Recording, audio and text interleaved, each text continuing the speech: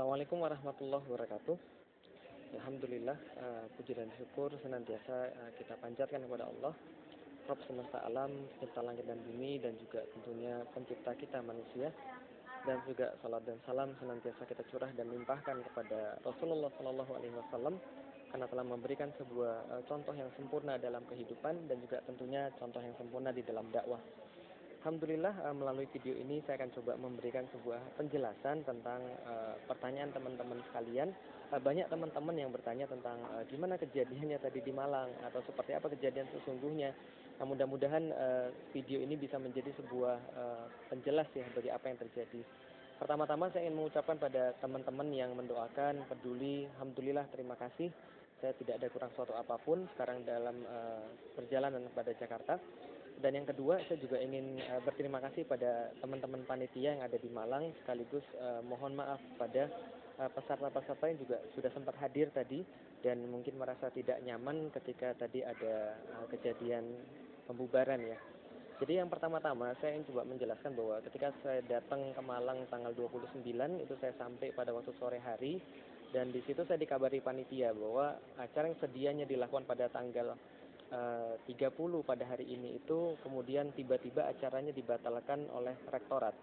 Nah, acaranya sedianya dilakukan di Universitas Brawijaya, lalu kemudian tiba-tiba ada pembatalan daripada rektor, yang rektornya juga tidak menjelaskan kenapa acara itu dibatalkan, tidak ada alasan sama sekali yang diberikan kepada panitia, lalu kemudian dibatalkan. Walaupun kemudian kita mendapati beberapa waktu kemudian ada bukti-bukti percakapan antara orang-orang tertentu yang bisa mempengaruhi rektor untuk membatalkan acara itu dilaksanakan di kampus. Kita juga nggak tahu sampai sekarang alasannya seperti apa.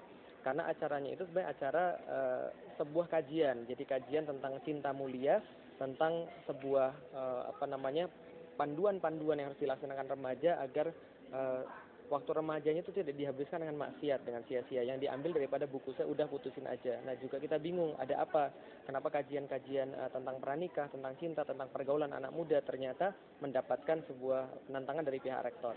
Lalu kemudian panitia langsung bahasa mereka hektik gitu ya, jadi langsung kemudian panik, kemudian mencari tempat yang lain. Nah, dapatlah di salah satu hotel di daerah Malang. Nah, kemudian setelah kemudian mendapatkan tempat, saya pun dikabari, besok ya Ustaz, insya Allah kita tetap lanjut. Alhamdulillah, saya katakan. Nah, kemudian ketika kita sudah sampai di hotel tersebut, kemudian kita adakan kajiannya Alhamdulillah mulai jam 8, lalu kemudian jam 8.30 saya kemudian memberikan kajian sekitar sampai jam 10.30. Nah, 10.30 itu tiba-tiba ada dari pihak hotel datang, lalu kemudian mengatakan di tengah-tengah pada audiens bahwa kajian dibubarkan. Kenapa? Karena alasannya tidak mendapatkan izin daripada pihak kepolisian dan sebagainya. Kita juga bingung loh bagaimana mengatur perizinan sedangkan acara itu baru diganti waktunya jam 8 malam. Lalu kemudian ternyata di situ juga sudah banyak sekali polisi, ada sekitar mungkin 10 atau 20 personel yang ada di situ. Lalu kemudian kita sampaikan ya sudah, nggak ada masalah. Kalaupun memang mau dibubarkan, toh polisi sudah datang, ya mau apa lagi? Toh acaranya juga sudah rusak.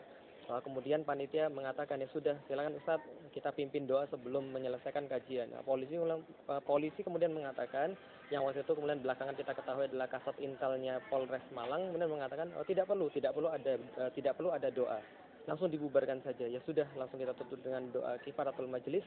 Kemudian kita membubarkan diri secara damai.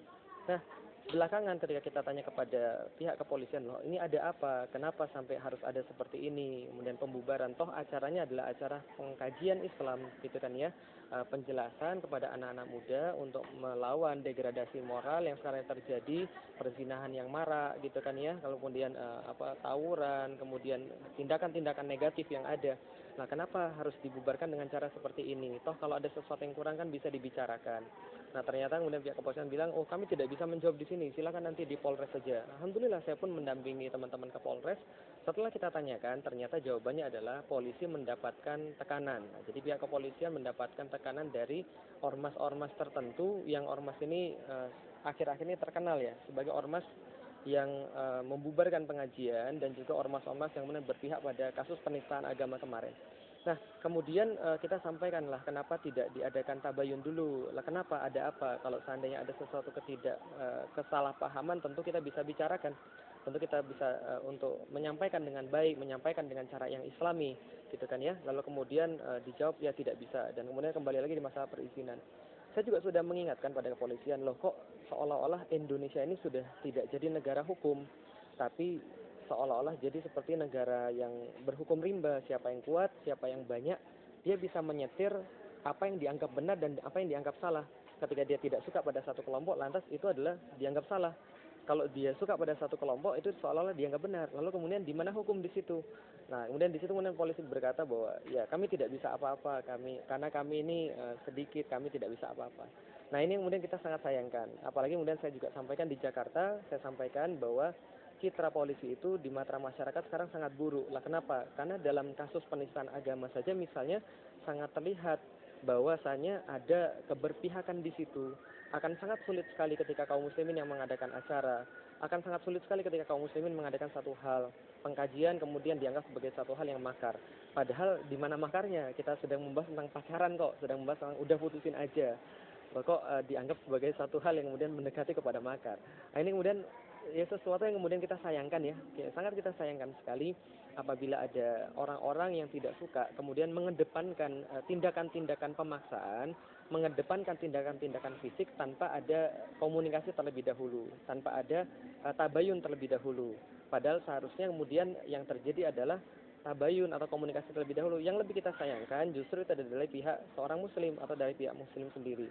Nah, yang kedua, kemudian juga saya juga sampaikan kepada polisian bahwa ini harus kemudian ke depan harus lebih baik lagi. Kenapa? Karena bagaimanapun juga tidak boleh ada satu kelompok yang bisa memaksakan kepada kelompok yang lain, dan itu adalah sesuatu pilot project atau presiden yang buruk ke masa depan. Nah, itu adalah kemudian penjelasan saya. Maka ya alhamdulillah semuanya kita katakan ya sudah nggak ada masalah. Kita juga tidak mungkin melawan yang berwenang. Kita juga tidak mungkin akan melakukan kekerasan. Nah, kenapa? Karena Islam mencintai kedamaian. Islam tidak menyukai adanya perpecahan. Islam tidak menyukai adanya adu domba di antara kaum muslimin sendiri. Kita tidak menginginkan itu terjadi.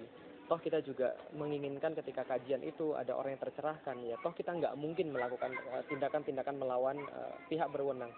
Hanya saja kita sampaikan ya tadi bahwa harusnya negara ini berdasarkan hukum dan harusnya hukum di atas segala-galanya, bukan orang-orang yang kuat dan banyak yang kemudian mengambil hukum itu. Nah, bagi teman-teman sekalian, mohon doanya bahwa dakwah ini insya Allah tidak akan pernah terhenti, dakwah ini insya Allah tidak pernah akan surut. Kenapa? Karena Allah akan mengambil daripada orang-orang yang dicintainya, orang-orang yang siap untuk mempertahankan agama ini, siap untuk memperjuangkan agama ini, dan insya Allah doakan bahwa saya adalah salah satu di antara orang-orang itu. Mudah-mudahan saya termasuk orang yang mendapatkan amanah untuk menjaga agama ini, untuk menyampaikan kebenaran ini, walaupun mungkin ilmu saya tidak semumpuni ustadz-ustadz yang lain. Tapi mudah-mudahan apapun yang saya ketahui dan itu benar, saya akan coba menyampaikan dengan sebaik-baiknya, menyampaikan dengan sebagus-bagusnya. Yang kedua, kemarin barusan saya ditelepon oleh bapak saya. Jadi bapak saya kemudian berkata pada saya, "Lik, kamu ini sekarang tulisanmu di Facebook tuh keras sekali. Nanti banyak yang nggak suka loh. Nanti ada ormas-ormas tertentu yang nggak suka. Atau misalnya ada pihak-pihak yang tidak suka, pihak-pihak berwenang dan misalnya pihak-pihak rezim yang mungkin tidak suka." Saya katakan, ya bagaimana lagi? Ini adalah kebenaran yang harus saya sampaikan. Saya bilang, "Pi, ini adalah kebenaran yang harus Felix sampaikan." Lah, kenapa? Karena Felix tahu ini adalah sesuatu yang benar dan ini harus Felix sampaikan. Bagaimana mungkin Felix diam ketika melihat kezaliman atau melihat sesuatu yang salah? Maka bapak saya kemudian bilang, "Ya tapi ini berbahaya. Kamu tuh mbok ya sedikit lebih halus, sedikit lebih santai, nggak usah kemudian harus seperti itu terus. Carilah tema-tema yang agak santai, tema-tema yang agak tema-tema yang agak halus." Saya katakan gini, saya mengutip kalimatnya Imam Ahmad ketika beliau ditahan oleh pemerintahan karena tidak setuju dengan apa yang diyakini oleh pemerintahan pada saat itu. Apa yang tidak diyakini? Bahwa Imam Ahmad berpendapat bahwasanya Al-Quran bukan makhluk, tapi adalah kalamullah. Maka kemudian beliau ditahan, beliau disiksa secara parah, kemudian ada satu sipir penjara yang kemudian sangat simpati dengan beliau, kemudian karena simpati itu kemudian sipir itu mengatakan, "Wah Imam, akui saja, nggak apa-apa. Allah tahu apa di dalam hatimu. Akui saja bahwa Al-Quran itu adalah makhluk, bukan kalamullah, supaya kamu bisa lepas daripada penjara ini." Maka saya sampaikan itu juga pada bapak saya. Ini kata-kata Imam Ahmad bin Hambal. Ahmad bin Hambal berkata pada sipir penjara itu, "Keluarlah, lihat di balik jendela apa yang kamu lihat di situ." Kemudian sipir itu mengatakan, "Saya melihat penduduk Baghdad berdiri di depan pintu-pintu mereka membawa catatan dan siap mencatat apa yang dikatakan oleh Ahmad bin Hambal."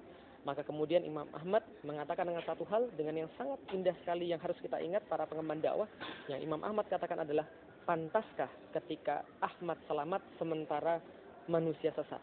Nah itulah yang kemudian kita ingat, kita tidak inginkan itu. Insya Allah kita lakukan adalah sesuatu kebenaran dan kita tidak khawatir akan itu, kita tidak menyembunyikan apapun. Toh yang kita dakwahkan adalah sesuatu yang bermanfaat dan kita meyakini apapun yang berasal daripada Islam tidak akan pernah untuk memberikan keburukan, tidak akan pernah untuk memberikan perpecahan, malah sebaliknya menyatukan, membuat kita semakin terajut satu sama lain, membuat kita saling mencintai satu sama lain, membuat kita saling damai satu sama lain, dan tentunya akan membuat insya Allah Indonesia ini akan semakin berjaya ke depannya. Itulah yang menjadi alamiah daripada Islam.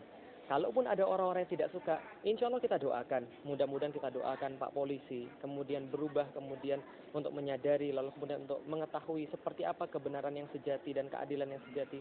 Kita doakan organisasi-organisasi yang selama ini kemudian getol membubarkan pengajian, getol kemudian untuk kasar kepada saudaranya, benar-benar melaksanakan apa yang dia sampaikan berupa Islam rahmatan lil alamin, untuk damai, untuk kemudian baik pada saudaranya, untuk kemudian tetap berpegang teguh kepada Islam ini dan mengedepankan intelektualitas, bukan mengedepankan sesuatu yang lain seperti anarkisme dan pemaksaan. Dan insya Allah kami juga mendoakan agar teman-teman sekalian semuanya istiqomah di dalam dakwah, dan kami juga mohon doanya. Mudah-mudahan kami tetap istiqomah di dalam dakwah ini, dan juga mohon doanya mudah-mudahan dakwah Islam ini terus diteruskan, dan insya Allah akan banyak penerus-penerus generasi-generasi Islam yang insya Allah siap untuk membela Islam. Insya Allah demikian, mudah-mudahan bermanfaat dan mudah-mudahan menjadi penyemangat bagi kita semua untuk tidak berhenti di dalam dakwah, karena dakwah tidak pernah akan terhenti. Assalamualaikum warahmatullahi wabarakatuh.